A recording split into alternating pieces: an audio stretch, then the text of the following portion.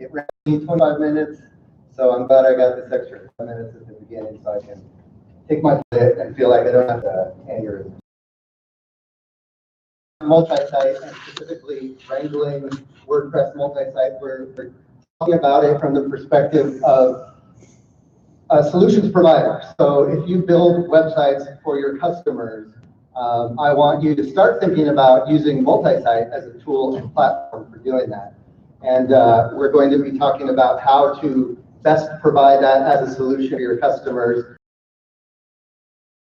You know, we love WordPress. We use WordPress. We're used to the WordPress dashboard. We know what it can do, and we love it. That's why we're here. But oftentimes our clients are the people we're delivering websites to don't are intimidated by it or don't understand how to use it.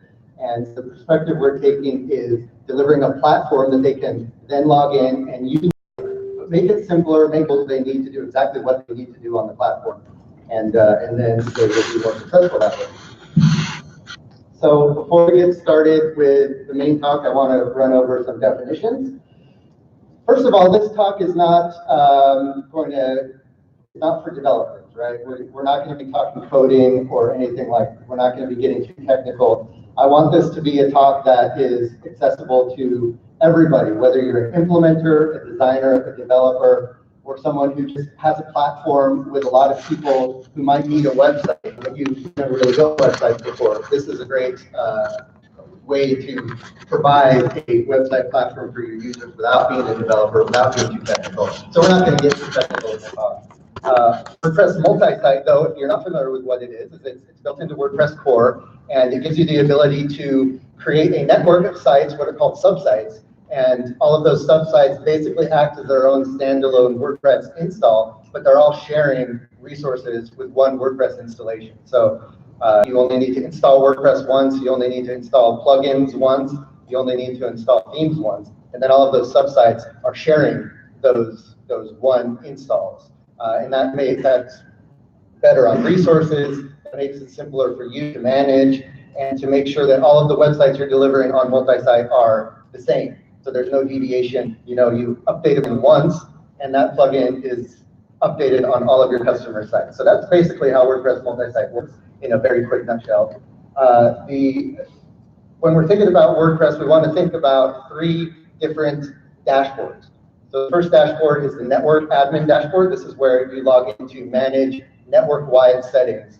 This is where you manage all the sites on your network, plugins. This is where you install themes and update those. Then you have the main site dashboard. This is the kind of like the home base or the main WordPress website. This is where, for example, if you're getting people to sign up for your platform, this is where they'll come through. This is the main domain for your site. This is often where you'll install marketing plugins and stuff like that. And then you have the subsites. These are all the sites that get spun off of your network for your clients to use. And those are called subsites. And then what I kind of want to reiterate in this talk and get WordPress solutions providers to start thinking about is the idea of websites as a service, or WAS, or turnkey websites. And I'm going to get into the definition of that in a sec. But before I do, just want to talk about myself really quick. My name is Matthew Rodella. What the genesis was that brought me to this place where I am talking about this for you today is I started out in IT consulting. I've been building WordPress websites for about 10 years now, and I acquired a theme which was called Tech Site Builder, and it was a theme that was for IT consultants to build a website for their IT business. And it came with tutorials about how to install and configure and so I acquired that, and I wanted to turn it into more of a platform. So I decided to turn it into an automated multi-site system, kind of like WordPress.com, right? That was my inspiration for it. And you know, we see lots of these types of services out there now, Wix and Squarespace and Weebly, and all these types of websites as a service platforms that are out there. And that's kind of what I wanted to do with this theme, because support was getting to be a headache. And at that time, it was the kind of the common practice to sell a theme for one price and then support it forever. And that wasn't going to work out for my business, and that wasn't a good model for the customer either. So I wanted it to be an automated multi-site, kind of like what WordPress.com was doing. I spent months, almost a year of trial and error building this thing out, custom coding stuff. This was about 5 years ago. And 5 years ago, there weren't a lot of good tools on the market for building a websites as a service platform. Now there are, and that's what we're going to talk about later on in the talk.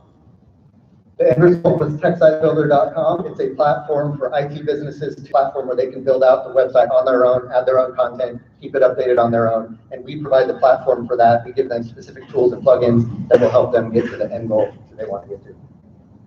And then through that process and through that journey, I started thinking about how this is a good solution for other website consultants and people who deliver websites to clients. And that's where I thought about the term WAS, Websites as a Service, to describe this business model. What is WAS? It's really the idea behind a WAS is to apply the SaaS model to websites. So the SaaS model basically revolutionized the software industry, right? It was, you were able to keep software constantly updated, adding new features all the time, making it low cost for people to use it, but still give them a very powerful solution and very powerful software to use. So we're taking that model and applying it to website delivery. So what we're talking about is turnkey websites delivered automatically via WordPress multi-site. WordPress multi-site is a perfect platform to do this because it also has an easy to manage core that's WordPress, and then it allows you to spin off subsites from that very quickly.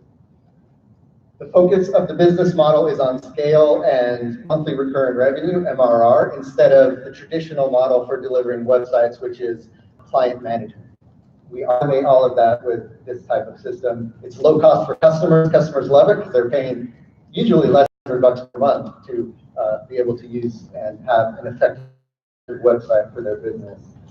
It encourages DIY. So instead of building a website for a client and saying, hey, I know best, here it is, this is, set in stone, this is your website. You're giving them a platform where they know their business best. They can go in and add the content they want, add their own services, their own photos, whatever. You're giving them that platform to be able to build out what they want.